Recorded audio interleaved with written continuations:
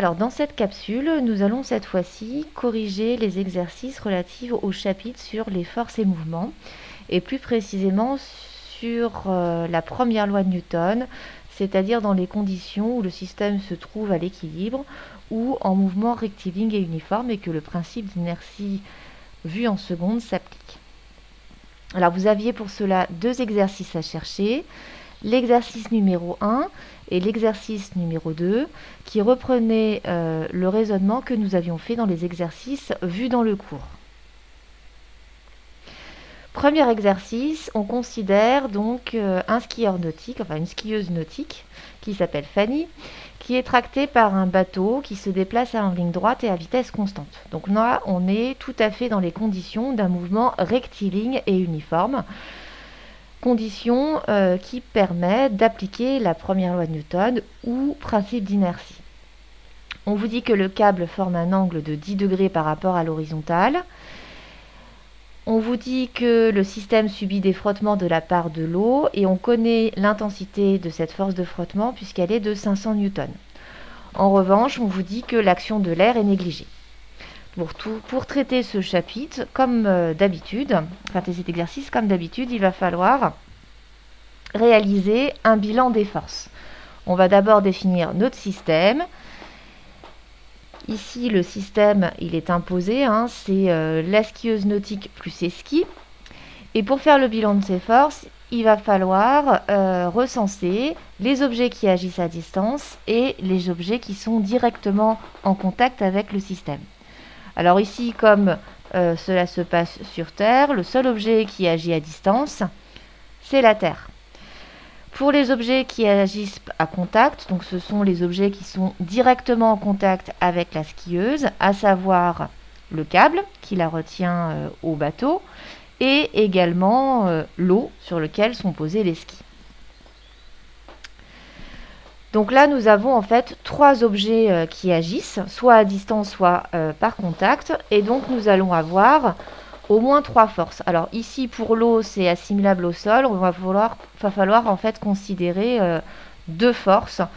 Une qui correspondrait à la réaction normale et l'autre à la force de frottement. Alors, pour modéliser l'action de la Terre sur le système, ce n'est autre que le poids P. Donc, le poids P, son point d'application, c'est le centre de gravité du système. La direction, c'est selon la verticale du lieu, comme on l'avait vu la semaine dernière, et cette force est dirigée vers le bas. Maintenant, pour les forces, pour les actions de contact, vous allez en avoir trois. Donc l'action en fait du câble sur le système, qu'on appelle aussi la tension du câble. Alors comme c'est une action de contact, son point d'application, c'est le point d'attache entre le système et le fil. La direction, c'est selon la direction du fil. Et le sens, c'est vers l'autre point d'attache qui est situé au niveau du bateau. Maintenant, pour l'action de l'eau, donc comme je l'ai dit précédemment, l'action de l'eau peut être modélisée par deux forces. Dans un premier temps, la réaction normale, qui a toujours les mêmes caractéristiques que celle vue en cours. L'origine, c'est le centre de la surface de contact entre les skis et l'eau. La direction, c'est perpendiculaire à la surface de l'eau et le sens, c'est vers le haut. Mais on vous dit qu'il y a des frottements non négligeables, dans la mesure où le système est en mouvement. Donc, la force de frottement, son point d'application ou l'origine du vecteur, c'est à nouveau le centre de la surface de contact, puisqu'il s'agit d'une action de contact. La direction, c'est parallèle à la surface de l'eau, puisque le mouvement se fait suivant la surface de l'eau, ou parallèle en fait au sol. Et le sens, comme c'est une force de frottement, c'est toujours dans le sens opposé au mouvement, donc ici, ça sera vers la gauche. Donc maintenant que nous allons fait le bilan des forces, nous allons pouvoir appliquer la première loi de Newton, qui donne la relation entre ces différentes forces. Alors, si je suis l'exercice, la question suivante, on vous demande dans un premier temps de donner les coordonnées de chacun de ces vecteurs, donc ce que je vais faire. en choisissant donc un repère cartésien qui est ici imposé par l'exercice. Donc on a un repère avec un vecteur unitaire i qui est dirigé suivant l'horizontale vers la droite et le vecteur j qui est dirigé vers le haut suivant la verticale. Donc si je reprends les caractéristiques du vecteur p, là je m'aperçois que le vecteur p, donc le vecteur poids, il est collinéaire et de sens opposé à j. Donc le vecteur p, c'est moins la norme du vecteur p fois le vecteur j, ou si vous préférez le noter directement, px vaut 0 et py vaut moins p. Si on considère maintenant le vecteur réaction normale, Rn, donc le vecteur réaction normale, lui, il est collinéaire et de même sens que j. Donc il n'y aura pas de composance suivant l'axe OX, donc Rnx va valoir 0. Comme il est de même sens, on va avoir plus Rn fois le vecteur j. Donc Rnx va valoir 0 et son ordonnée va valoir Rn. Maintenant, concernant le vecteur modélisant la force de frottement. Ce vecteur est de petit f et collinéaire et de sens opposé au vecteur i. Donc, comme il est de sens opposé, ça va être moins la norme du vecteur frottement fois le vecteur i. Autrement dit, cette fois-ci, c'est l'ordonnée du vecteur f1 qui sera nulle. Donc f1x, ça vaut moins f1, et f1y vaut 0. Alors maintenant, concernant le vecteur t, il n'est collinéaire ni au vecteur unitaire i, ni au vecteur unitaire j. Mais par contre, on sait qu'il forme un angle de 10 degrés avec l'horizontale. Donc le vecteur t, il va falloir le composer en un vecteur qui est collinéaire au vecteur i et collinéaire au vecteur j. Donc là, si je représente l'abscisse du vecteur, ça représente donc ce que tx ici. Tx, correspond en fait à un côté du triangle rectangle qui vient d'être dessiné à l'écran, qui est un côté adjacent à l'angle de 10 degrés. Autrement dit, Tx, la relation trigonométrique qui existe entre Tx et la norme du vecteur t, c'est une relation qui met en œuvre un cosinus, puisque nous avons un côté adjacent. Et comme le vecteur Tx est dirigé dans le même sens que le vecteur i, Tx, ça va être t fois cosinus de 10 degrés. Ty, en revanche, correspond au côté opposé. On va donc avoir un sinus qui va intervenir dans l'expression de l'ordonnée du vecteur t. Comme Ty est orienté également vers le haut, donc dans le même sens que j, Ty va valoir plus t fois sinus 10. Donc ça y est, nous avons les coordonnées de tous les vecteurs. Maintenant, comme on sait que le mouvement de la skieuse nautique est un mouvement rectiligne et uniforme, on sait d'après en fait la première loi de Newton ou le principe d'inertie que la somme vectorielle des forces qui s'exercent sur le système va être égale au vecteur nul. Donc on peut écrire la relation que le vecteur poids plus le vecteur réaction normale plus la force de frottement plus le vecteur tension est égal au vecteur nul. Cette relation vectorielle est aussi vérifiée par les coordonnées. Autrement dit, on peut écrire que Px plus Rnx plus Fx plus Tx est égal à 0 pour les abscisses. Et pour les ordonnées, nous avons Py plus Rny plus Fy plus Ty est égal à 0. Donc maintenant, j'ai plus qu'à remplacer les expressions des abscisses et des ordonnées de chacun de ces vecteurs par les expressions en fonction de la norme de ces vecteurs et éventuellement d'un cosinus ou d'un sinus.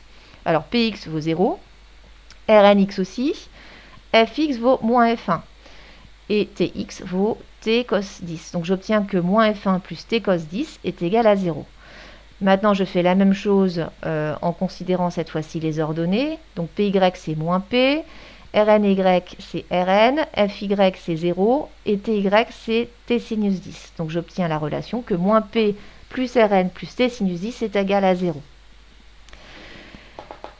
Alors, ce que je souhaite déterminer ici, c'est la tension T du câble.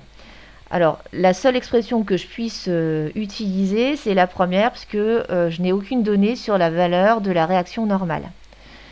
Donc, du coup, je vais utiliser la première équation, qui me dit que moins F1 plus T cos 10 est égal à 0. Je trouve donc que T cos 10 est égal à plus F1, Et donc que t, c'est f1 divisé par cosinus 10, c'est-à-dire 500 divisé par cosinus 10 degrés, qui fait 508 newtons. Donc voilà pour le premier exercice. Le deuxième exercice, on considérait cette fois-ci un corps métallique de masse 300 kg qui était suspendu à une corde de longueur 5 mètres et qui faisait un angle de 17 degrés par rapport à la verticale. On approchait un aimant qui allait attirer et qui attire ce corps métallique. Donc la première question, ça consiste à faire un bilan des forces sur le système qui est ici le corps métallique suspendu. Donc comme d'habitude, on va d'abord rechercher les objets qui agissent à distance. Comme ici, l'expérience se place sur la Terre, le seul objet qui agit à distance, c'est la Terre. Et comme vous avez aussi un aimant qui est approché, il y a aussi l'aimant. Maintenant, pour les objets qui agissent par contact. Ici, le seul objet qui est en contact avec la boule, si on néglige l'air, c'est le fil qui le relie au plafond ou au mur. Donc ici, vous allez avoir en tout 3 forces à modéliser. La première force, donc c'est l'action de la Terre sur le corps métallique, c'est-à-dire le poids. Donc au niveau, comme c'est une action à distance, le point d'application, c'est le centre de gravité du système. Ensuite, en ce qui concerne la direction, c'est comme d'habitude, selon la verticale du lieu et le sens vers le bas. Donc là, pour le point, vous n'avez pas hésité sur les caractéristiques des forces. C'est toujours la même chose, c'est à apprendre par cœur. Maintenant, pour ce qui concerne la modélisation de l'action exercée par l'aimant sur le corps métallique. Donc comme c'est une action à distance, l'origine ou le point d'application de la force, c'est à nouveau le centre de gravité du système. La direction de la force est imposée par la direction d'approche de l'aimant. Ici, l'aimant a été positionné horizontalement, donc la direction de la force, ça va être l'horizontale. La bille étant attirée par l'aimant, la force va être dirigée vers la droite, autrement dit, vers l'aimant. Maintenant, il ne reste plus qu'à modéliser l'action de contact exercée par le fil sur le système. Donc là, pareil, c'est à savoir par cœur, ça correspond en fait à ce qu'on appelle la tension du fil. Donc, comme c'est une action de contact, le point d'application ou l'origine, c'est le point d'attache du fil sur la masse. La direction, donc c'est celle que je vous ai donnée dans le cours, c'est selon la direction du fil. Et le sens, c'est vers le haut ou vers ici, l'autre point d'attache au niveau du plafond. On vous demande ensuite de déterminer les coordonnées de chacun de ces vecteurs. Alors ici, les plus faciles donc, sont le vecteur P et la force exercée par l'aimant sur le corps. Après, le vecteur T, vous allez avoir à nouveau des expressions des coordonnées en fonction d'un cosinus et d'un sinus. Alors, on va commencer donc par les plus faciles. On va commencer par le vecteur P. Le vecteur P, il est collinéaire et de sens opposé au vecteur J. Donc, son abscisse sera nulle.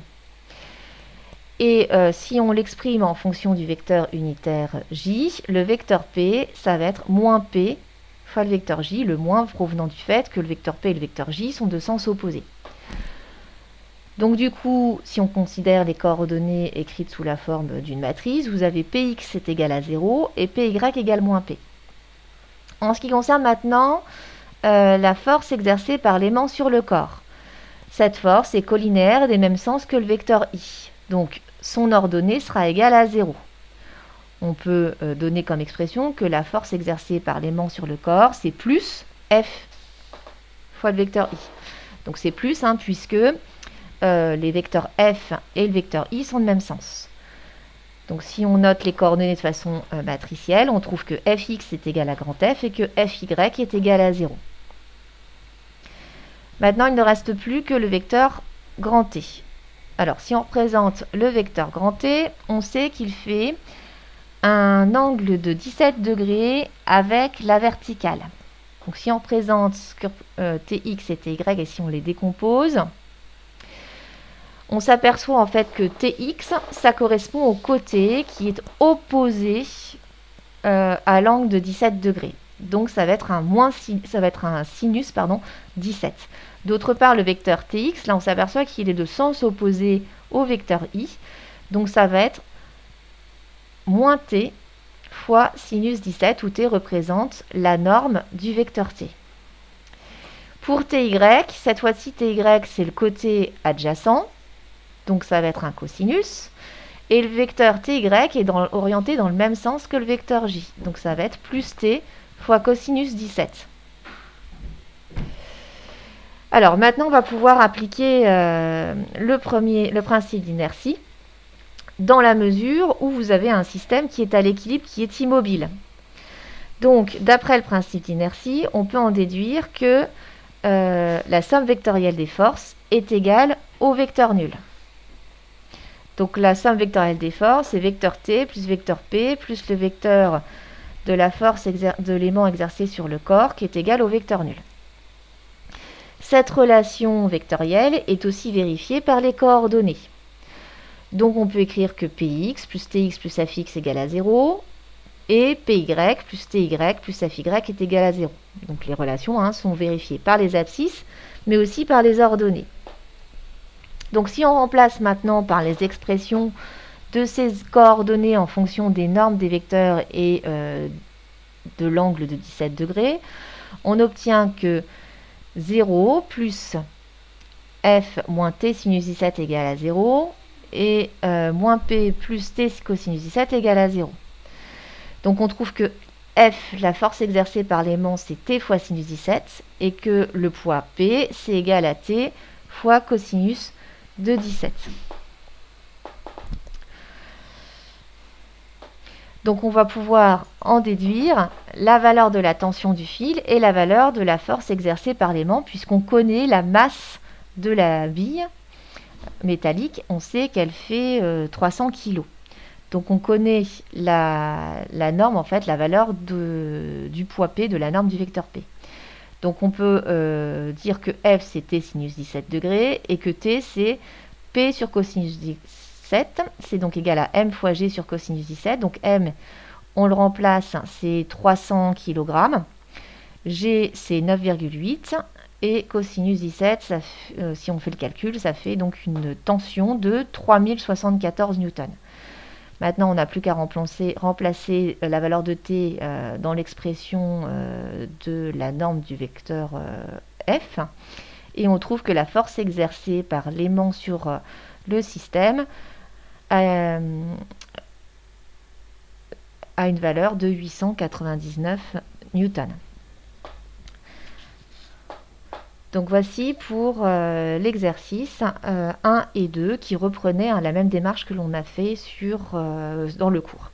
Donc pareil, si vous avez des questions, vous pouvez me poser les questions via Pronote et j'y répondrai.